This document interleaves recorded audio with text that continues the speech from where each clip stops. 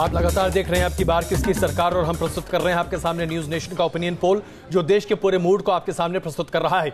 इससे पहले कि आगे बढ़कर आपको बताएं कि उत्तर प्रदेश के साथ साथ अन्य राज्यों में क्या है ताजा स्थिति, आइए सबसे पहले देखते हैं नेशनल टैली क्या बनती दिखाई दे रही है।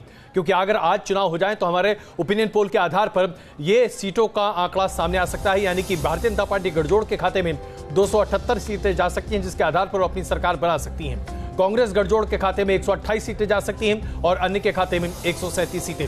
विद्या, अब बताइए कि सबसे बड़ा राज्य यानी कि उत्तर प्रदेश में क्या हो रहा है? जी हाँ जी, ये सबसे बड़ा राज्य और यहीं से कहते हैं कि रास्ता दिल्ली की तरफ जाता है, क्योंकि पिछली बार बीजेपी ने यहां से सबसे ज्यादा सीटें हासिल की थी। इस बार कौन आगे कौन पीछे ये देख लेते हैं। देखिए उत्तर प्रदेश की तस्वीर ये है, बीजेपी प्लस 37, यानी कि बहुत बड़ा नुकसान यहां से बीजेपी के लिए। कांग्रेस को 2 सीटें जस की तस कांग्रेस, एसपी बीएसपी गठबंधन को 41 सीटें मिल रही हैं। तो एसपी बीएसपी गठबंधन फायदे में, बीजेपी नुकसान में और कांग्रेस वही की वही है।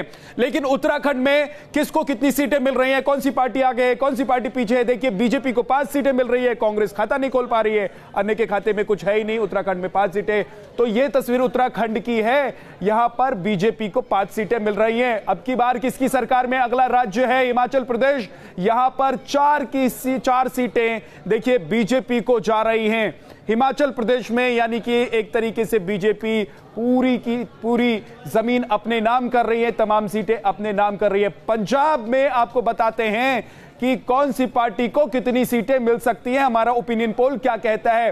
बीजेपी और अकाली दल को 5 सीटें मिल सकती हैं, कांग्रेस को 7 सीटें मिल सकती है, आम आदमी पार्टी को सिर्फ 1 सीट से संतोष करना पड़ेगा और अन्य के खाते में 0। देश की राजधानी दिल्ली की स्थिति कैसी है? क्योंकि आम आदमी पार्टी भी यहां पर इस बार है पूरी तरीके से चुनावी मैदान में लोकसभा के। बीजेपी को 6 सीट मिल सकती है, कांग्रेस का खाता नहीं खुल रहा है और आम आदमी पार्टी को 1 सीट मिल सकती है। यानी कि आम आदमी पार्टी और कांग्रेस के गठबंधन की जो बात हो रही थी वो अगर नहीं होती है तो स्थिति ऐसी है। अब आपको हरियाणा के बारे में बताते हैं। यहां पर देखिए 10 सीटें हैं, बीजेपी को 7 सीट मिल रही है, कांग्रेस को 2 सीट मिल रही है और 1 सीट अन्य के खाते में। जम्मू कश्मीर, यहां पर कौन जीत रहा है, कौन आगे कौन पीछे? बीजेपी, कांग्रेस और नेशनल कॉन्फ्रेंस देखिए 2-2-2, यानी कि 2-2 सीटें तीनों ही पार्टी को मिल रही हैं, अन्य के खाते में कुछ नहीं है। जम्मू कश्मीर के बाद अब आपको सीधे लेकर चलते हैं अजय कुमार और पिनाज के पास, क्योंकि विश्लेषण करने के लिए उनके साथ मेहमान हैं। अजय जी धन्यवाद। सबसे बड़ी बात यह है कि श्याम जाजू जी, आपको जबरदस्त झटका लग रहा है हमारे ओपिनियन पोल के आधार पर। उत्तर प्रदेश में 37 सीटें अधिकतम आप पा सकते हैं हमारे अनुमान के हिसाब से। हो सकता है कि आप इसमें कहें कि 74 से कम खुद आपकी सीटें नहीं आएंगी, लेकिन मैं एक बार फिर आपसे जानना चाहता हूं वो कौन से वोटर हैं जो अभी दबे हुए हैं लेकिन ठीक मतदान के समय बाहर निकल आएंगे? सपा बसपा की आमने सामने कुश्ती कई सालों से उत्तर प्रदेश देख रहा है। केवल नेता लोग अपने व्यक्तिगत स्वार्थ के लिए और सत्ता में आने के लिए गठबंधन कर लिए तो जरूरी नहीं कि 100% वोट बैंक सब पूरा वो ट्रांसफर कर सकते हैं। और ये व्यवहार में भी देखा जाता है। चुनाव की केमिस्ट्री अलग होती है, केवल कागजों पे आंकड़ों के आधार पर चुनाव जीता नहीं जाता। आज भी हम आपको कह सकते हैं योगी आदित्यनाथ जी की वहां की लोकप्रियता और मोदी जी की पॉपुलैरिटी ये निश्चित रूप से इसको क्रॉस कर जाएगी। देवबंद में मौजूद थी महागठबंधन की पहली रैली में और मैंने मोदी जी की रैलियों को भी देखा है, सुना है, और जिस तरह की ऊर्जा और जिस तरह का काडर और जैसी भीड़ वहां जुटी थी, आप महागठबंधन और उनके काडर की एकता को पूरी तरह से नकार नहीं सकते। और वही कमोबेश हमारा एग्जिट पोल भी कह रहा है। हम पूरी तरह से नकार नहीं रहे, पर आप जिस प्रकार से बता रहे वो भी सच्चाई नहीं है, ये भी आपको एक्सेप्ट करना पड़ेगा। उत्तर प्रदेश ये अलर्ट पॉलिटिकली अलर्ट स्टेट है। पिछले टाइम हमने हाईएस्ट 74 सीटें। कितना डैमेज करेगा? आप कह रहे हैं कि नकार नहीं रहे तो कितना वापस? अभी तो उत्तर प्रदेश की हवा शुरू हो रही है। अब पहले हर फेज में उत्तर प्रदेश रिप्रेजेंट कर रहा है और मुझे कॉन्फिडेंस है प्रधानमंत्री जी और अमित शाह जी की रैली, योगी आदित्यनाथ जी का जब भ्रमण होगा तो हवा ये पूरी पलटेगी और आपका जो सर्वे है ये भी आपको बदलना काडर पलटना बड़ी बात होती है और जातिगत समीकरण तो वो पलटेंगे कि नहीं, ये देखना दिलचस्प होगा। लेकिन अमी याग्निक जी के लिए बहुत अच्छी बात। अमी याग्निक जी, सवाल ये उठता है कि हमारे ओपिनियन पोल के आधार पर सिर्फ कांग्रेस को 2 सीटें मिलती दिखाई दे रही हैं। आप पूरी दम से वहां पर मैदान में हैं, इसके बावजूद आज महागठबंधन की वजह से आप बहुत ज्यादा आगे बढ़ती नहीं दिखाई दे रही। मैं आपसे एक बार फिर पूछना चाहता हूं, यह सवाल हमने अपने कई पैनलिस्ट से पूछा जो कांग्रेस से हैं, क्या महागठबंधन के साथ आने में से आपकी स्थिति ज्यादा बेहतर नहीं होती?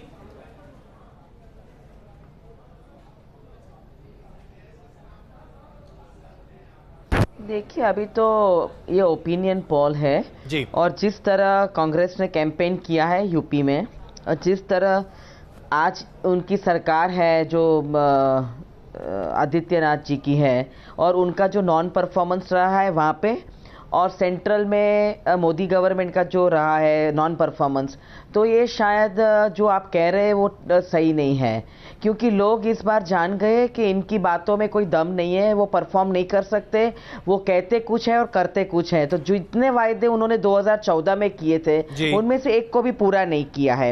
आज उनके घोषणा पत्र में भी उनका जिक्र तक नहीं किया है रोजगार की बातें। तो युवा को आप अंडर एस्टिमेट कर रहे हो, और हर तरह आप जगह अगर ऐसे सर्वे करके ओपिनियन पोल बनाएंगे, मुझे लगता है इस बार आपके ये ओपिनियन पोल कंप्लीटली अलग ही जवाब क्या टारगेट रखा है। और ये भी बता दीजिए कि प्रियंका जी को भी आपने स्टार प्रचारक के तौर पर उतार दिया, जिन्हें कांग्रेस का तुरुप का इक्का कहा जाता था, लेकिन उनके प्रचार के बाद भी ओपिनियन पोल बहुत ज्यादा बदलते हुए ऐसा नहीं नजर आ रहा, और उनके आने के बाद भी महागठबंधन ने आपको उसमें शामिल नहीं किया।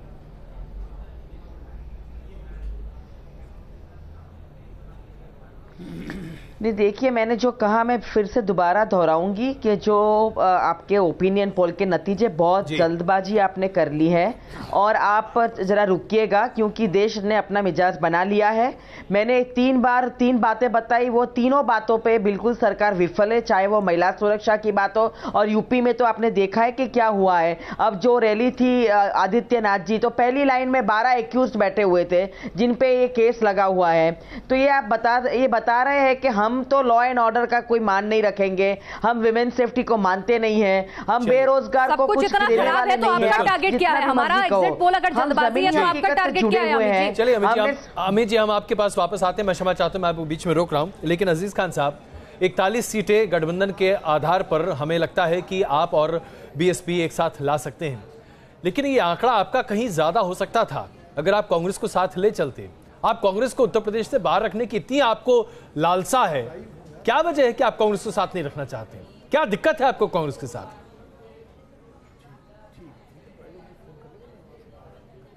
देखिए अजय जी, आपने जो सर्वे दिखाया है जी, इसमें मेरा कोई सवालिया निशान तो नहीं है जी, क्योंकि आपका बहुत बड़ा चैनल है, लेकिन कहीं ना कहीं मुझे कुछ बहुत ही कंफ्यूजन की स्थिति मेरे जहन में है इस वक्त, क्योंकि इससे पहले आपने जो आंकड़े दिखाए कि रोजगार एक बहुत बड़ी समस्या है इस देश में। साहब 22% लोगों ने कहा साहब रोजगार बहुत बड़ी समस्या है। अब आप देखिए 2 करोड़ नौकरियों का इन्होंने वायदा किया था, और मुझे लग रहा है इस मैनिफेस्टो में उन्होंने नौकरी का जिक्र तक नहीं किया। मुझे लग रहा है सारे लोगों को पकौड़ा बेचने में और चाय बेचने में बिजी कर दिया, शायद मुझे लग रहा है रोजगार इन लोगों को दे दिया। देखिए आज देश बहुत संकट की स्थिति में है अजय जी, और हालात बहुत ही अलग से हो गए हैं। नहीं, हालात अलग से, तभी तो आप 41 सीटों पर आ रहे हैं। इसमें बीजेपी, अगर आप खुद चुनाव लड़ रहे होते अकेले, अगर आप बीएसपी के साथ गठबंधन नहीं करते, तो आप याद है ना 2014 आपको?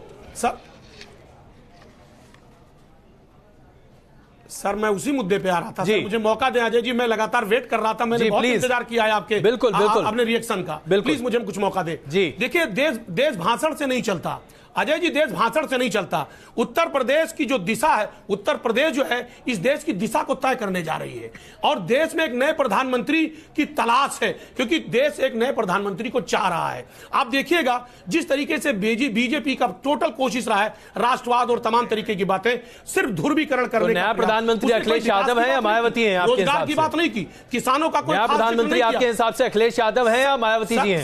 सर मुझे मौका दे दे। नहीं, मौका ही दे रहा हूं। आपने कहा देश नया प्रधानमंत्री चाहता है, तो मैं पूछ तो लूं आपसे, कौन है वो व्यक्ति?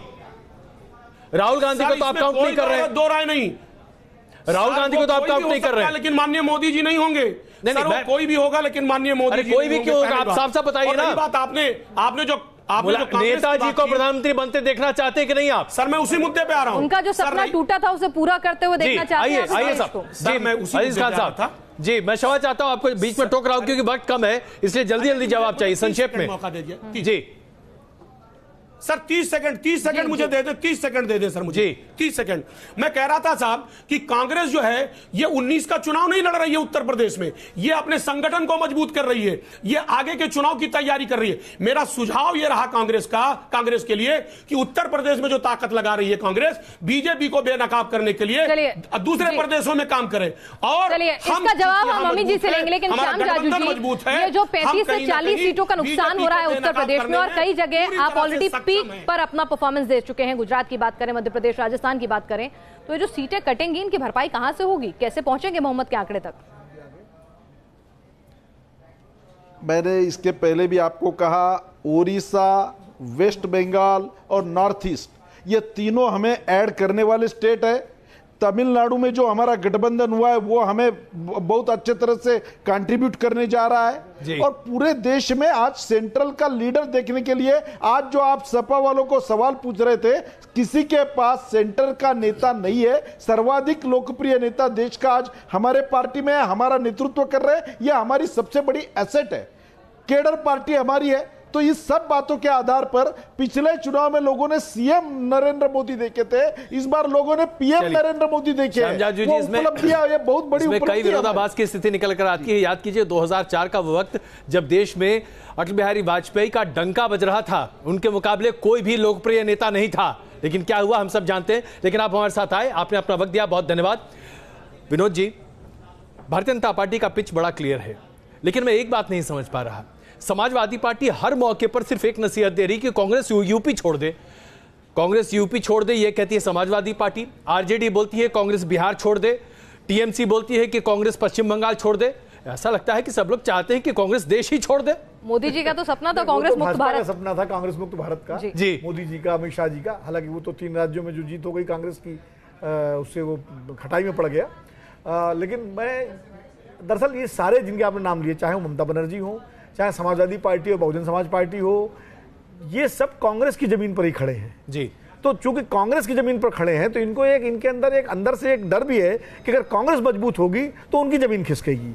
इसीलिए जो आपने कहा कि उत्तर प्रदेश छोड़ दे, बंगाल छोड़ दे, ये एक समस्या है। अब कांग्रेस को भी ये कहती है कि भाई आप उत्तर प्रदेश के बाहर मत लड़ो, आप क्यों मध्य प्रदेश में लड़ रहे हो, आप क्यों आपने जो है कर्नाटक में गठबंधन कर रखा है, क्यों आपने छत्तीसगढ़ में कर रखा है। तो कांग्रेस भी कह सकती है कि 4% इसका जवाब हम अमित जी से लेंगे, लेकिन इस बीच ये तो चुनाव है, हर पार्टी को चुनाव लड़ने का अधिकार है, कांग्रेस को भी लड़ने का अधिकार है, सपा बसपा को लड़ने का अधिकार है। कांग्रेस क्यों लड़ रही है? क्या सिर्फ संगठन की मजबूती के लिए लड़ रही है और साथ आ जाती तो क्या बेहतर होता? इसका जवाब अमित जी से लें, लेकिन उससे पहले हमारे साथ लक्ष्मी नारायण चौधरी जी, कैबिनेट मिनिस्टर जो है उत्तर प्रदेश से जुड़ चुके हैं। लक्ष्मी नारायण जी, जो हमारे एग्जिट पोल के नतीजे आ रहे हैं वो कह रहे हैं कि महागठबंधन आपको उत्तर प्रदेश में बहुत नुकसान पहुंचाने वाला है। कामकाज ठीक नहीं हुआ या ये जाति फैक्टर भारी पड़ गया? देखिए आप लोगों ने सीधे सीधे जातियों को काउंट करके गठबंधन की ही बात कही है। मैंने एक सर्वे कराया अभी मथुरा लोकसभा में डॉक्टर्स के द्वारा। ये डॉक्टर्स के सर्वे में आया कि 30% जाटव वोट, दलित वोट भारतीय जनता पार्टी को जा रहा है। जब हम उनके घर जाते हैं तो वो सीधे सीधे एक बात कहते हैं कि यहाँ बहन जी का कोई हाथी वाला नहीं लड़ रहा है, इसलिए हम बीजेपी को वोट देंगे। तो जिन जगहों पे बीएसपी का कैंडिडेट नहीं है वहाँ वो वोट हमें दे रहे हैं, और जहाँ सपा का कैंडिडेट है जहां सपा का कैंडिडेट नहीं है वहां भी जो सपा का वोटर है वो हमें इसलिए दे रहा है जी। हो सकता है कि आपका आकलन सही हो, लेकिन मुझे ये बता दीजिए कि आपकी पार्टी आज हिंदू आतंकवाद, मुसलमानों की तुष्टीकरण, इन तमाम मुद्दों पर क्यों चुनाव लड़ रही है? भाई आप तो विकास कर रहे हैं 5 साल से, 2 साल से अधिक वक्त हो गया है योगी आदित्यनाथ जी को उत्तर प्रदेश का नेतृत्व करते हुए। आपको तो सिर्फ विकास का ढिंढोरा पीटना चाहिए। आप आज भी हिंदुत्व का मुद्दा लेकर क्यों खड़े हैं? अस्मिता पे आक्रमण करेगा, हमको जवाब नहीं देना है। कौन कर रहा है आक्रमण? किसकी हिम्मत है उत्तर प्रदेश में? भारत माता पे वही तो मैं पूछ रहा हूं, आक्रमण कर रहा है। इस देश में ऐसा कौन है? हिंदू आतंकवाद की बात करता है। हिंदू कभी आतंकवाद वो तो पुरानी बातें हुई, वो तो पुरानी बातें हुई। आप उन पुराने मुद्दों को अब लेकर क्यों आ रहे हैं कि अपने काम पर भरोसा नहीं? लक्ष्मी नारायण जी, बहुत शांति से मैं पूछना चाहता हूं, ये बताइए ना, इस देश में बोटी बोटी की राजनीति कौन कर रहा है? ये शब्द प्रधानमंत्री के हैं। बोल रहा हूं, कौन है जिसने बोटी बोटी की राजनीति इस देश में की है? बताइए। नहीं, देखिए वो इस तरह की बात करेंगे कि हम सेना के अधिकार कम कर देंगे हमारी। मैं सीधा सवाल पूछ रहा हूँ, उत्तर प्रदेश की धरती पर प्रधानमंत्री जी ने कहा वो बोटी बोटी की राजनीति करते हैं, हम बेटी बेटी की राजनीति करते हैं। मैं आपसे पूछ रहा हूँ, आपकी सरकार है राज्य में, नहीं होगा, आपकी सरकार होते हुए उत्तर प्रदेश में किसकी हिम्मत है कि वो बोटी बोटी की राजनीति करे? और अगर है तो क्या आपकी सरकार फेल है? देखिए, हमारी सरकार होते हुए जो 15 सालों में जहां कोई भी इंडस्ट्रियलिस्ट नहीं आ रहा था, 60,000 करोड़ के निवेश के उद्घाटन आदरणीय प्रधानमंत्री जी ने किए। ये इस बात का उदाहरण है, सवाल कुछ और पूछ रहा हूं, सबूत आप जवाब कुछ और दे रहे हैं। उत्तर प्रदेश की कानून व्यवस्था कितनी मजबूत है। नहीं, आप ये बता दीजिए ना कि आपको हिंदुत्व के मुद्दे पर और इस तरह के बयान देने की क्या जरूरत आ गई? अभी अक्टूबर की बात करें तो हर शख्स की जबान पर राम मंदिर था, पुलवामा हो गया तो राम मंदिर गायब हो गया। क्यों इस तरह की नौबत आ रही है कि आपको राष्ट्रवाद या राम का सहारा लेना पड़ता है वोट के लिए? विकास के काम क्यों नहीं गिनवाते हैं? नहीं, ये तो परम श्रद्धेय उसने स्वामी विवेकानंद ने कहा था जब वो विश्व धर्म सम्मेलन में गए। एक सब धर्मों से ऊपर राष्ट्रवाद का धर्म है, राष्ट्रवाद सबसे ऊपर राष्ट्र धर्म है। तो यदि राष्ट्र धर्म की बात करते हैं प्रधानमंत्री, कौन नई बात हो गई? मनिंदर जी हमारे साथ मौजूद है। मनिंदर जी, आपको पता है तो राष्ट्र धर्म की बात तो मिलता है, ये सभी इसलिए वो काम आप कर रहे हैं। बिल्कुल। आइए मनिंदर जी, जरा हमें समझाइए कि आखिरकार भारतीय जनता पार्टी जो कि लगातार विकास की बात करती है, सबका साथ सबका विकास, आज विकास की बात नहीं होती उत्तर प्रदेश में, हिंदू आतंकवाद की बात होती है, आज बोटी बोटी की बात होती है, आज पाकिस्तान की बात होती है, राष्ट्रीयता की बात होती है। यही कहते हैं कि तमाम यादव वोट दें, तो आप भी जाति की बात करते हैं अगर वो ध्रुवीकरण की बात करते हैं तो। मनिंदर जी को बोलने दें। मनिंदर जी प्लीज, आज क्यों जरूरत है हिंदूवाद को और हिंदू सेंटिमेंट को इतनी भुनाने की? मेरे ख्याल से विकास के मुद्दे पे ये लोग बिल्कुल पीछे पड़ गए हैं, और दो जो इन्होंने शब्द यूज़ किया था, एक पकौड़ा तलना और दूसरा जुमलेबाजी, ये दोनों अभी लोगों के जुबान पे चढ़ गया है और ये बड़ी परेशानी इनके साथ है। विकास का कोई भी प्रोग्राम इनका जो है जी, वो अभी भी सफल नहीं कहा जा सकता है, सिर्फ प्रोग्राम तक रह गया है। आप एक एक करके गिनते जाएं, चाहे वो स्टैंड अप इंडिया हो, चाहे वो टेक्नोलॉजी मिशन हो, जो भी इनका रहा है जी, कोई भी इनका ऐसा प्रोग्राम नहीं है जिसे आप सफल कह सकते हैं। इसलिए विकास इनके लिए कोई मुद्दा बनाना बहुत मुश्किल है। और यही विनोद जी एक सवाल लेना चाहते हैं लक्ष्मी नारायण जी से। विनोद जी प्लीज।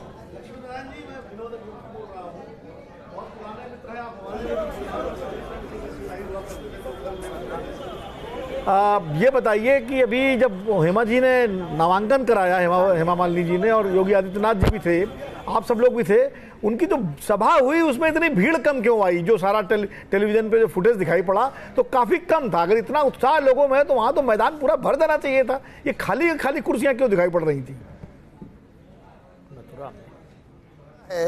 एक लोग हमारे सब कार्यकर्ताओं के दिमाग में ये बात थी, एक केवल 5 आदमी नॉमिनेशन में जाया करते हैं, ऐसा तो कभी नहीं होता है बीजेपी का कि वो नहीं।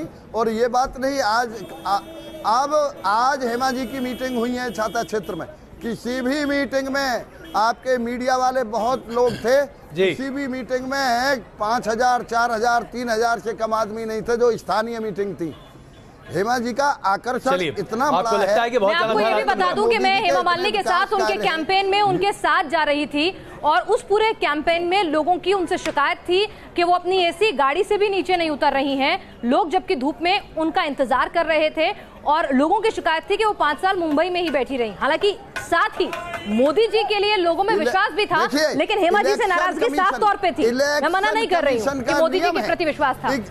इलेक्शन कमीशन का नियम है, जिन जगहों पे हमने मीटिंग की परमिशन ली उन सब जगह हेमा जी नीचे गई और सब जगह उन्होंने भाषण किया। कोई बात नहीं, हो सकता है कि हेमा जी जो कर रही हो बिल्कुल सही कर रही हो, लेकिन अमी याग्निक जी, आज सवाल ये है कि भारतीय जनता पार्टी जो कि ये मानती है कि 74 सीट से कम उसे नहीं आने जा रहा उत्तर प्रदेश में, आज जो ध्रुवीकरण की राजनीति की बात करती है, आज वो बोटी बोटी की बात करती है, हिंदू आतंकवाद की बात करती है, और आपको पाकिस्तान परस्त बताती है, और खास करके उत्तर प्रदेश में, क्योंकि आप जिस तरह से उत्तर प्रदेश में कोशिश कर रहे हैं अपना जनाधार बनाने के लिए।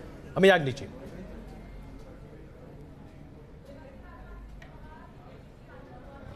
देखिए, बीजेपी जो आज सत्ता में है उन्होंने ढोल पीट के बहुत उत्सव मनाया था कि राजीव गांधी के बाद हमें दूसरी बार जो भारत को मैंडेट मिला है, बहुमत मिला है, हम ये करेंगे वो करेंगे। तो प्रजा को ऐसा विश्वास था कि ये रोजगार लाएंगे, महिला के लिए सेफ्टी लाएंगे, किसानों के लिए अच्छा करेंगे, दुगना दाम देंगे। उस बार भी बताया था।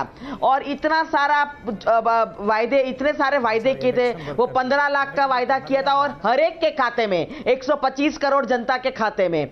तो ये सारी बातें पे और जिस तरह वो पीटे थे उन्होंने छाती पीट के, तो सबने विश्वास लगा कि ये करेंगे। पर मैंडेट मिलने के बाद 5 साल में उन्होंने कुछ नहीं किया। वो एनएसएसओ का आंकड़ा डेटा भी नहीं दे रहे कि कितने बेरोजगार युवा है। ऊपर से उनके पास कोई मुद्दा तो है नहीं, और सिर्फ ध्रुवीकरण आता है उनको और कुछ आता नहीं है। उन्होंने इतना कल्चर खराब कर दिया है। 72,000 आएंगे। बिल्कुल। इससे पहले मुझे आप एक ब्रेक लेना है, लेकिन उससे पहले डॉक्टर समीर कौल इस वक्त हमारे साथ नेशनल कॉन्फ्रेंस जुड़ चुके हैं। पक्का होगा मनरेगा देख लो आप मैडम, मनरेगा का ट्रैक रिकॉर्ड देख लो, कभी विश्वास पड़ गया है सबको, और इसलिए बीजेपी बौखला गई है। जी डॉक्टर समीर कौल, हमारे ओपिनियन पोल के आधार पर नेशनल कॉन्फ्रेंस को 2 सीटें, पीडीपी को 2 सीटें और भारतीय जनता पार्टी को 2 सीटें जम्मू कश्मीर में मिल सकती हैं। मैं आपसे जानना चाहता हूं, अगर भारतीय जनता पार्टी 3 सीट से घटकर 2 सीट ही हो रही है, तो कुल मिलाकर भारतीय जनता पार्टी की स्थिति तो अच्छी है ना? आप रिकवरी कर रहे हैं, लेकिन बहुत ज्यादा नहीं। आपका जो पोल है, मैं इससे बिल्कुल भी सहमत नहीं हूं। मैं आपको आश्वासन दिलाना चाहता हूं कि इस बार जो कश्मीर घाटी है, अगर पीडीपी को सीट देना भी था, लेकिन क्योंकि जो कंटिन्यूअस असॉल्ट्स और anti Kashmir actions BJP party के रहे, इस बार कश्मीर वैली के जितने भी डिवीजन हैं वो एक तरफा वोट करेंगे टुवर्ड्स वन पार्टी, और चाहे उसमें पीडीपी को नुकसान भी हो शायद साउथ कश्मीर का, लेकिन मैं आपको आश्वासन दिलाता हूं कि कश्मीर वैली की तीनों सीटें इस बार एक जो मेजर पार्टी वहां इमर्ज कर रही है वो नेशनल कॉन्फ्रेंस के हक में जाएंगे। एज फार एज जम्मू के जो का हाल है, जम्मू जो डोडा उधमपुर वाली सीट है, मैं उसमें काफी खदशा है कि वो सीट शायद कांग्रेस की तरफ जाए, और जो जम्मू प्रॉपर और जम्मू पुंछ की सीट है वो बीजेपी की तरफ जा सकती है। और जो लद्दाख की सीट है उसमें भी मैक्सिमम चांसेस ये हैं कि आज लद्दाख की सीट कांग्रेस को जाएगी। तो हमारा काउंट ये है 3 national conference, 2 Indian national Congress, 1 Bharatiya Janata party. चलिए, तो ये आपका आकलन हो सकता है, लेकिन फिलहाल यहाँ हम कुछ देर के लिए रुक रहे हैं, लेकिन हमारा ओपिनियन पोल लगातार जारी।